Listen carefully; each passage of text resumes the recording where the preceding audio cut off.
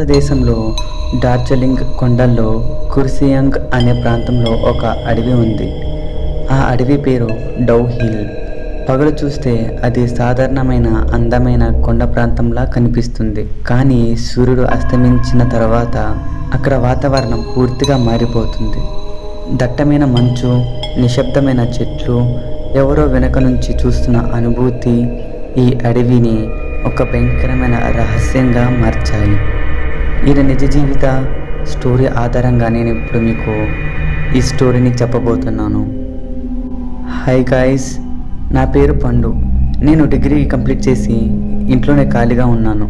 నేను ఉండేది అశ్వరావుపేట ఊరికి దగ్గరలో మా ఊరు ఉంటుంది. మా ఇంట్లో నేను, మా అమ్మ, నాన్న, తాతయ్య ఉంటాం. నాన్న పని కోసం బయట పనులలో ఎక్కువగా వెళ్తూ ఉంటాడు. నేను మా ఫ్రెండ్స్ పెళ్ళికి 2 రోజులుండి ఇంటికి వచ్చాను. మా తాతయ్యకి అప్పటికి ఆరోగ్యం అస్సలు బాలేదు. ఏం జరిగిందో ఏమో తెలియదు.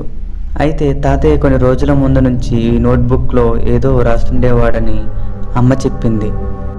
తాతయ్య రాస్తున్న ఆ బుక్ తన దగ్గరే దాచుకునేవాడు. అలా ఒకరోజు మా తాతయ్య చనిపోయారు.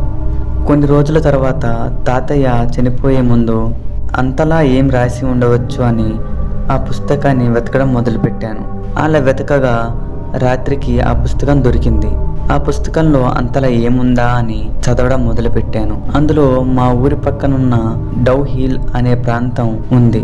అది 19వ శతాబ్దంలో బ్రిటిష్ పాలన సమయంలో డౌ హిల్ ప్రాంతంలో ఒక పాత పాఠశాల నిర్మించబడింది. ఆ ప్రాంతానికి దగ్గరలో ఉన్న అడవి మార్గం గురించి అప్పటి నుంచే అనేక వింత కథలు ప్రచారంలోకి వచ్చాయి. కొంతమంది అక్కడ వింత శబ్దాలు విన్నామని, మరికొందరు ఎవరో తమను వెంబడిస్తున్నట్లు అనిపించిందని చెప్పారు. దీని గురించి తెలుసుకోవాలని మా తాతయ్య అక్కడే కట్టెల కోసం వెళ్ళాడు. సర్లే కానీ మా తాతయ్యకి బదులుగా నన్ను నేను ఊహించుకుని కథ చదవడం మొదలు పెడతాను, కొంచెం ఇంట్రెస్ట్గా ఉంటుంది. అలా సాయంత్రం అయింది. కట్టెలు తీసుకొని ఇంటికి తిరిగి వస్తున్నాను. సమయం దాదాపు చీకటి పడే వేళ. చుట్టూ పొగమంచు, చెట్టు మధ్యలో నుంచి వచ్చే వింత శబ్దాలు. అంతలోనే నా ముందు నుంచి ఒక చిన్న బాలుడి ఆకారం కనిపించింది. ఆ బాలుడు నెమ్మదిగా ముందుకు నడుస్తున్నాడు. కానీ దగ్గరగా వెళ్ళి చూసినప్పుడు నాకు ఒక భయంకరమైన విషయం కనిపించింది. ఆ బాలుడికి తల లేదు. అలా నేను భయంతో కదలేకపోయాను. ఆ ఆకారం నెమ్మదిగా అడవిలోకి వెళ్ళింది. ఆ తర్వాత ఒక్కసారిగా మాయమయ్యింది. దాని తర్వాత నేను నాకు జరిగేది తెలుసుకుని ప్రతి విషయం ఈ బుక్లోనే రాయడం స్టార్ట్ చేశాను. నాకు జరిగిన సంఘటన ఒకటే కాదు, డౌ హిల్ గురించి ఇంకా ఎన్నో కథలున్నాయి. కొద్దిమంది ప్రయాణికులు అడవిలో నడుస్తున్నప్పుడు తమ వెనక ఎవరో అడుగుల శబ్దం విన్నామని చెప్పారు. వెనక్కి తిరిగి చూసేసరికి అక్కడ ఎవరో ఉండరు.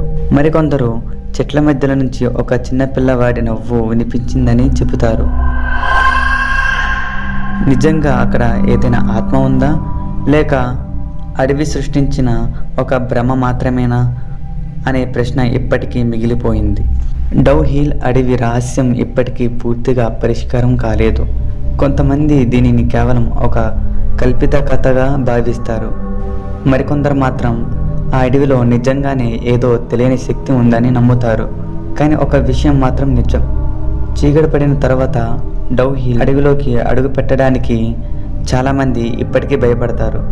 ఎందుకంటే ఆ నిశ్శబ్దమైన అడవిలో ఎవరు మిమ్మల్ని గమనిస్తున్నారేమో అన్న భయం మొదలవుతుంది. ఎంతవరకు నేను తెలుసుకున్నాను ఈ డౌ హిల్ గురించి. అయితే మా తాతయ్య దీని తర్వాతనే తన ఆరోగ్యం రోజురోజుకి క్షీణించి అలా తీవ్రమైన జ్వరంతో మరణించారు అన్నమాట. ఇది ఫ్రెండ్స్ మా తాతయ్యకి జరిగిన అనుభవం. ఇలాంటి అనుభవాలు మీకు జరిగితే కామెంట్లో చెప్పండి. అలానే మన వీడియో నచ్చితే కనుక లైక్ అండ్ షేర్ చేయండి. మన ఛానల్ను సబ్స్క్రైబ్ చేసుకోవడం మాత్రం మర్చిపోకండి. Thank you for watching.